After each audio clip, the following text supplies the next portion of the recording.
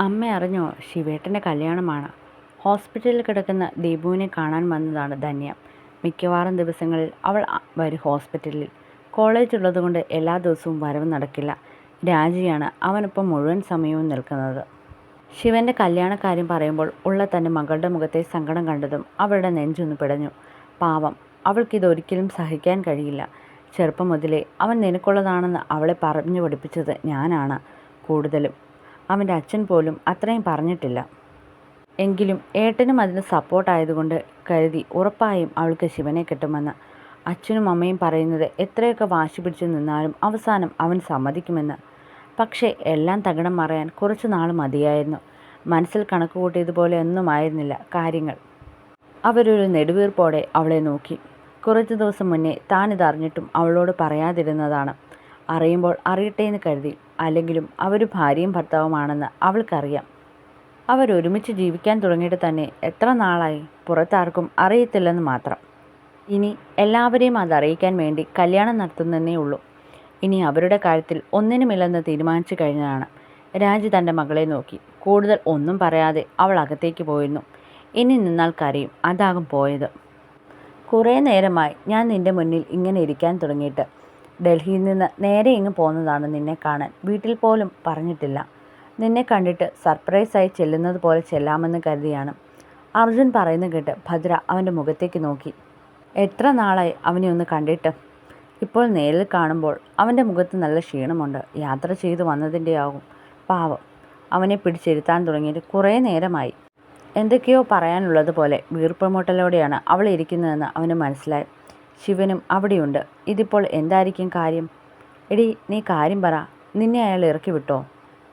നീയും അയാളും തമ്മിലുള്ള കോൺട്രാക്റ്റ് എല്ലാം അവസാനിച്ചല്ലോ. പിന്നെ എന്തിനാ ഇനിയും ഇവിടെ നിൽക്കുന്നത്? അത് പറഞ്ഞപ്പോൾ അവൻ്റെ മുഖത്തൊരു ചിരിയുണ്ട്. ചിരി അടക്കി നിർത്താൻ നിൽക്കുന്നത് പോലെ അവൾക്ക് തോന്നി. ഒന്നും അറിയാത്തതുപോലെ നീ സംസാരിക്കല്ലേ. എനിക്കറിയാം നിൻ്റെ മനസ്സിൽ എന്താണെന്ന്. എന്ത്? ഭദ്ര കണ്ണ് കുറിപ്പിച്ച് അവനെ നോക്കി ചോദിച്ചതും അവനൊന്നും അറിയാത്തതുപോലെ പറഞ്ഞു. നിനക്കെന്തോ എന്നോട് പറയാനുണ്ട്. അതാദ്യം പറഞ്ഞേ. ഞാൻ പറയാൻ പോകുന്നത് കേട്ട് നീ വാളെടുക്കരുത്. ക്ഷമയോട് കേൾക്കണം. അപ്പോൾ ഞാൻ പിണങ്ങാനുള്ള എന്തോ കാര്യമുണ്ട്. നോക്കട്ടെ, നീ വളച്ചു ചുറ്റാതെ കാര്യം പറ. ഭദ്ര ശ്വാസമൊന്ന് വലിച്ചുവിട്ട് അവനോട് നടന്നതെല്ലാം പറയാൻ തുടങ്ങി. ഓരോന്ന് പറയുമ്പോഴും അവൻ്റെ മുഖത്തെ ഭാവം മാറുന്ന കണ്ട് അവൾക്ക് ചെറിയൊരു പേടി തോന്നി. ഓരോന്ന് കേട്ട് കഴിഞ്ഞതും അവൻ്റെ മുഖം മാറി. താൻ എന്തെങ്കിലും പറഞ്ഞാൽ അവൾ മുഴുവൻ പറയുന്നതെന്നറിയാവുന്നത് കൊണ്ട് അവൻ ക്ഷമയോടെ ഇരുന്നു. കഴിഞ്ഞോ? എന്താ പറഞ്ഞു കഴിഞ്ഞോന്ന്? അവൾ പതിയെ തലയാട്ടി. ഒരുവിധം എല്ലാ കാര്യങ്ങളും അവൾ അവനോട് തുറന്നു പറഞ്ഞിരുന്നു. ഇന്ന് ഈ നിമിഷം എനിക്കൊരു കാര്യം മനസ്സിലായി. അവൻ്റെ മുഖത്തെ മാറ്റവും ഇരുന്നിടത്ത് നിന്ന് എണീറ്റ് നിന്നിട്ടുള്ള നോട്ടവും എല്ലാം കൂടി കണ്ടതും അവൾ പ്രതീക്ഷിച്ചതുപോലെ എന്തോ നടക്കാൻ പോകുന്നത് പോലെ തോന്നി. നിനക്ക് ഞാൻ ആരുമല്ലായിരുന്നെന്ന്, എല്ലാം വെറുതെയാണെന്ന്. അർജുൻ, നീ എന്തൊക്കെയാ പറയുന്നേ? നീ എന്നെ ഒരു സുഹൃത്തായെങ്കിലും കണ്ടിരുന്നേൽ ഒരു വാക്ക്. ഇത്രയൊക്കെ നടന്നിട്ട് നീ പറഞ്ഞോ ഈ നിമിഷം വരെ? ഞാൻ വെറും പൊട്ടൻ. വിഷമവും ദേഷ്യവും കലർന്നുള്ള അവൻ്റെ വാക്കുകൾ അവളുടെ നെഞ്ചു പിടഞ്ഞു. ഇത്രയും ദൂരം ഞാൻ നിന്നെ തന്നെ ആദ്യം കാണാൻ വന്നത് എനിക്ക് നിന്നോടുള്ള അത്രയും സ്നേഹം കൊണ്ടാണ്. പക്ഷേ നിനക്ക് തിരിച്ചതെന്നോടില്ലെന്നുള്ളത് ഈ നിമിഷം എനിക്ക് മനസ്സിലായി. എല്ലാം അവനോട് പറയാതിരുന്നതിൻ്റെ കാരണങ്ങൾ നിരത്തിയെങ്കിലും അവൻ അതേ നിൽപ്പ് തന്നെയാണ്. ശിവേട്ടൻ പറഞ്ഞതുപോലെ ചില കാര്യങ്ങൾ നല്ലത് വേണ്ടിയാണെങ്കിൽ പോലും പിന്നീട് അത് എത്ര നല്ല ബന്ധങ്ങളെയും അകറ്റിക്കളയും. അതുകൊണ്ട് എല്ലാം അപ്പോൾ തുറന്നു പറയുന്നത് തന്നെയാണ് ഏറ്റവും നല്ലത്. എന്തെങ്കിലും മറച്ചു വെച്ച് നോക്കുമ്പോൾ എതിരെ നിൽക്കുന്ന ആൾക്ക് അത് സഹിക്കാൻ കഴിഞ്ഞെന്ന് വരില്ല. ഇപ്പോൾ അർജുൻ്റെ കാര്യത്തിലും അങ്ങനെ ഒരു പേടി തോന്നുന്നു. അർജുൻ, നീ ഇങ്ങനെയൊന്നും പറയാതെ. ഞാൻ പറഞ്ഞല്ലോ. എന്താ നീ പറഞ്ഞത്? എൻ്റെ ജീവിതം പോകുമെന്നോ? എൻ്റെ ഭാവി പോകുമെന്നോ? അതോ എൻ്റെ ജോലിയോ? ഇതൊക്കെയാണോ നീയും ഞാനും തമ്മിലുള്ള ബന്ധത്തിൽ വലുത്? ആണോ? അവൾ ഇല്ലെന്ന പോലെ വിലങ്ങനെ തലയാട്ടി. നിനക്കെന്തെങ്കിലും പറ്റിയെന്നേൽ ഞാൻ എൻ്റെ ജോലിയും ഭാവിയും നോക്കി അവിടെ തന്നെ നിൽക്കുമായിരുന്നോ? അപ്പോഴും എൻ്റെ ജീവിതം സേഫായി നിൽക്കുമായിരുന്നോ?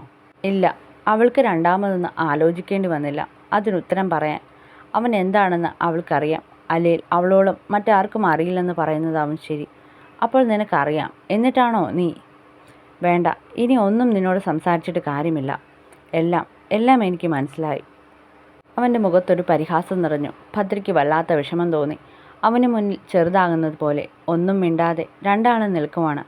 അർജുൻ പെട്ടെന്ന് പുറത്തേക്ക് പോകാൻ ഒരുങ്ങിയതും അവൾ അവൻ്റെ കയ്യിൽ കയറി പിടിച്ചു. അയ്യോ പോകരുത് അർജുൻ, ഞാൻ പറയുന്നൊന്ന് കേൾക്ക്. വേണ്ട, എൻ്റെ കൈ വിട്. പറഞ്ഞിടത്തോളം മതി. എന്തായാലും കല്യാണമാണെന്നറിഞ്ഞതിൽ സന്തോഷം. നല്ലൊരു ജീവിതമുണ്ടാവട്ടെ. അത്ര മാത്രമേ എനിക്കിപ്പോൾ പറയാൻ കഴിയൂ. കൂടുതലൊന്നും ഇനി നിന്നോട് സംസാരിക്കാൻ നിന്നാൽ ചിലപ്പോൾ അത് കൂടുതൽ ശത്രുത നമ്മൾ തമ്മിൽ ഉണ്ടാക്കും. അവളുടെ കൈ പിടിച്ച് പുറത്തേക്കിറങ്ങി പോകുന്നവനെ കണ്ട് തറഞ്ഞുപോയി ഭദ്ര. ഒന്നും മിണ്ടാൻ കഴിയാതെ നിസ്സഹായതയോടുള്ള നിൽപ്പ്. അർജുൻ ദേഷ്യം കയറി തൻ്റെ ബൈക്കിൻ്റെ അടുത്തേക്ക് നടന്നെടുക്കുന്നവനെ നോക്കി ശിവൻ പുറകിൽ നിന്ന് വിളിച്ചു. ശിവനെ കണ്ടതും അവൻ്റെ മുഖം കൂടുതൽ ഇരുണ്ടു. ഒരു മിനിറ്റ്, എനിക്ക് കുറച്ച് സംസാരിക്കാനുണ്ട്. അർജുൻ പോകരുത്. എന്ത്? അവൾ പറഞ്ഞതൊക്കെയാണെങ്കിൽ എനിക്ക് കേൾക്കണ്ട. ഒരു കാര്യം പോലും എന്നിൽ നിന്ന് മറച്ചു വെക്കാത്തവൾ ഇപ്പോൾ ഇത്രയും വലിയ കാര്യങ്ങളൊക്കെ അവളുടെ ജീവിതത്തിൽ സംഭവിച്ചിട്ടും എന്നോട് പറഞ്ഞില്ല. എനിക്കറിയാം, എല്ലാം താൻ വന്നതോടെയാണ്. അർജുന് വല്ലാത്ത കുശുമ്പും ദേഷ്യവും വിഷമവും തോന്നി. ആകെ ഒരു വല്ലാത്ത അവസ്ഥയായിരുന്നു അവൻ്റെ. ഭദ്ര തന്നോടിതെല്ലാം മറച്ചു വെച്ചു എന്നത് അവനൊട്ടും അംഗീകരിക്കാൻ പോലും കഴിയുന്ന കാര്യങ്ങളായിരുന്നില്ല. അങ്ങനെ ആയിരുന്നില്ല ഭദ്രയും അർജുനും തമ്മിൽ. ഭദ്രയോട് പിണങ്ങിയിറങ്ങിയതാണെങ്കിലും അവൻ്റെ മനസ്സിൽ നേരെ രാജിയെ കാണാൻ പോകാനായിരുന്നു. അവരെ കണ്ട് രണ്ടെണ്ണം പറയണം. കാര്യം എല്ലാം നടന്നിട്ട് ഒരുപാട് ദിവസമായെങ്കിലും തനിക്കും ചില കടമകളുണ്ടല്ലോ. അപ്പോഴത്തെ ദേഷ്യത്തിന് എന്താണ് ചെയ്യുന്നതെന്ന് പോലും അറിയില്ല. പക്ഷേ എന്തെങ്കിലാണെങ്കിലും ഭദ്രയ്ക്ക് വേണ്ടിയല്ലേ. താൻ വാ. ശിവൻ പെട്ടെന്ന് അർജുൻ്റെ അടുത്തേക്ക് ചെന്ന് അവൻ്റെ തോളിൽ കൈയിട്ടു. അർജുൻ പെട്ടെന്ന് അവനെ നോക്കി. എന്നും തന്നോട് യാതൊരു അടുപ്പവും കാണിക്കാത്ത ആളാണ് ഇതിപ്പം.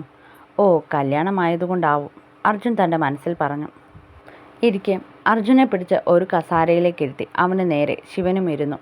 എനിക്ക് മനസ്സിലാവും അർജുൻ, തൻ്റെ മാനസികാവസ്ഥ, നിൻ്റെ ഉള്ളിലെ വിഷമം. ശിവൻ പറയുന്ന കേട്ട് അർജുൻ ഒന്നും മിണ്ടിയില്ല. എന്താണെന്ന് വെച്ചാൽ പെട്ടെന്ന് പറ. എനിക്ക് പോകണം. എന്തിനാ? അവളോട് ഇങ്ങനെയൊക്കെ ചെയ്തവരോട് പോയി ചോദിക്കാനോ? എനിക്കറിയാം നീ അതിനാകും ആദ്യം പോകുന്നതെന്ന്. അർജുൻ ഒന്നും മിണ്ടിയില്ല. അവൻ്റെ മനസ്സിൽ അതുതന്നെയായിരുന്നല്ലോ. ആണെങ്കിൽ എന്താ? അവൻ തിരിച്ചു മറു ചോദ്യം പോലെ ചോദിച്ചു. തൽക്കാലം അതിൻ്റെ ആവശ്യമില്ല അർജുൻ.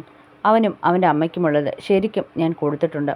അവർക്ക് സംഭവിച്ചത് കൂടി ശിവൻ അവനോട് പറഞ്ഞു. ഭദ്ര അതേപ്പറ്റിയൊന്നും അവനോട് പറയാൻ പോയില്ല.